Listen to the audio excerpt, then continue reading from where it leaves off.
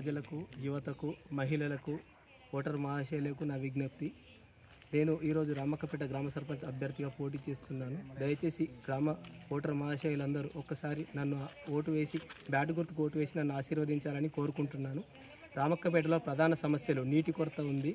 దాని సమస్యను నీటి కొరతను పరిష్కరిస్తాను. అదేవిధంగా బతుకమ్మ పండుగకు మహిళలందరూ చెరువులో బతుకమ్మలు వేసేటప్పుడు ఇబ్బంది ఉంటుంది.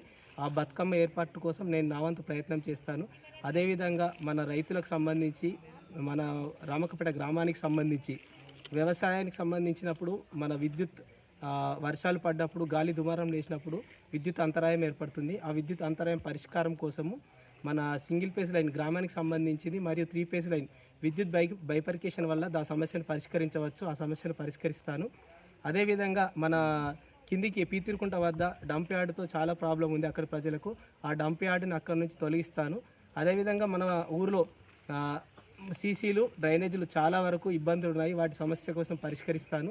అదేవిధంగా రైతులకు సంబంధించి వడ్ల కళ్ళం లేదు, దానికి అదేవిధంగా మార్కెట్ యార్డు కూడా లేదు. దాని ఏర్పాటు కోసం నా వంతు ప్రయత్నం చేస్తాను. మన 22 గుంటలు ఉంది. ఆ భూమిలో రైతులకు సంబంధించిన వడ్ల కళ్ళం ఏర్పాటుకు నా వంతు ప్రయత్నం చేస్తాను. అదేవిధంగా రామక్కపేటలో ఆలయాలు, దేవాలయాలు చాలా వరకు అభివృద్ధికి నోచుకోలేదు. ప్రతి ఒక్క ఆలయం అభివృద్ధి కోసం నా వంతు ప్రయత్నం చేస్తాను.